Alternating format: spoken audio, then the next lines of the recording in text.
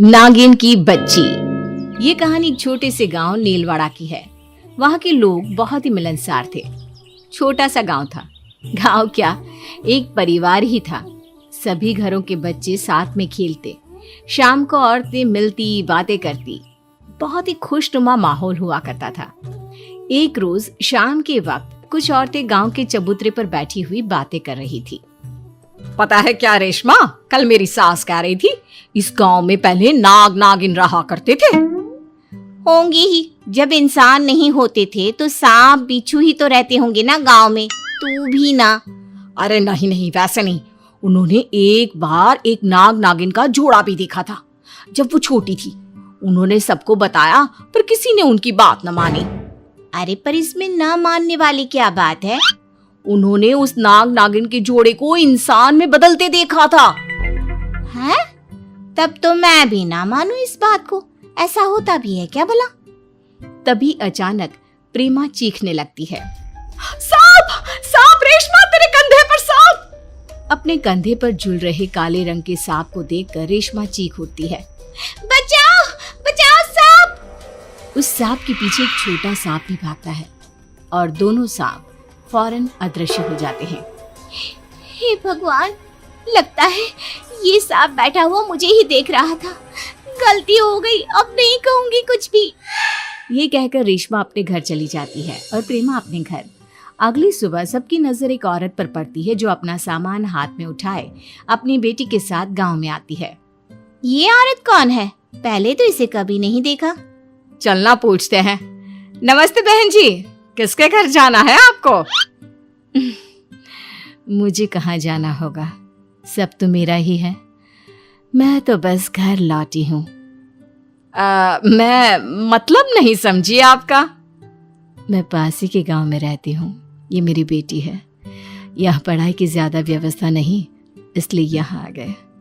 पर यह गांव नया सा नहीं लगा, बिल्कुल घर सा लगा। इसीलिए तो मैंने कहा कि मैं बस वापस लौटी हूँ। वैसे आपकी बेटी बहुत सुंदर है।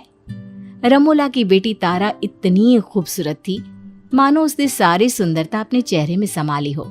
नीले रंग की आंखें, कमर से भी लंबी चोटी, गोरा रंग, पर मुंह में एक जरा बोली नहीं। बच्ची बोलती नहीं है क्या? हाँ, तारा बोल नहीं सकती, बेजुबान है। ये तो बड़े दुख की बात है। बेटी जरा मुंह खोलकर जबान दिखाना तो। तारा जैसे ही मुंह खोलती है उसकी जीभ देखकर रेशमा के होश उड़ जाते हैं। तारा की जीभ बीच से कटी हुई थी, बिल्कुल सांपों की तरह। ये क्या? अरे ऐसे क्या कर रही है तू? बच्ची का मजाक मत उड़ा। हद है रेशमा, तू भी। रेशमा की हरकतों से वाकिफ प्रेमा वहां से चली जाती है। उसी रात रेशमा का पति रात को अपने कमरे में सो रहा होता है। उसकी चीख की आवाज से उसकी पत्नी भागते हुए कमरे में आती है। मेरा दम घुट रहा है रेशमा, मुझे बचा ले। प्रफुल्ल का शरीर नीला पड़ गया था और मुंह से झाग आ रहे थे। अपने पति को इतना तड़पता देखकर रेशमा मदद मांगने बाहर भागती है। पूरा गांव उसके घर के बाहर जमा हो जाता है। ये काम तो किसी सांप का लगता है, आ गया होगा कहीं से। होंठ पूरा नीला पड़ गया है प्रफुल्ल भैया का। अरे इस गांव में किसी को जहर निकालना आता है क्या? तारा कुछ मदद कर सकती है, आप लोग इजाजत दे दो, पर कमरे में और कोई नहीं होना चाहिए। तारा प्रफुल्ल के पास जाती है और प्रफुल्ल के शरीर का सारा जहर चूस लेती है। मेरा जहर वापस बस मैं ही ले सकती हूँ। सबको मारने के लिए एक को तो बचाना ही होगा ना। प्रफुल्ल वापस होश में आ जाता है। तारा और रमोला को गांव वाले बहुत मानने लग जाते हैं और सब कुछ सही लग रहा होता है कि गांव के नदी के किनारे एक बच्चे की लाश गांव वालों को मिलती है जिसका शरीर जहर से नीला पड़ चुका था। उस दिन से रोज कोई ना कोई अचानक ही गायब हो जाता और मरा हुआ नदी के पास मिलता। अरे ये सिलसिला तो खत्म होने का नाम ही नहीं ले रहा। आखिर ऐसा कब तक चलेगा? मुझे याद है जिस दिन मेरी सास ने मुझे नागों के बारे में बताया था, उसी दिन से ये सब शुरू हुआ है। मुझे तो तारा पर ही शक है। जीभ देखिए उसकी, हो सकता है वही लोगों के शरीर में जहर छोड़ती होगी। गांव वाले अब रमोला की निगरानी करने लगते हैं और वो देखते हैं कि प्रेमा की सास तारा से मिलने जाती है और उसका आधा शरीर नाग का बन जाता है। माँ तुम आ गई, मुझे तुम्हारे साथ रहना है माँ।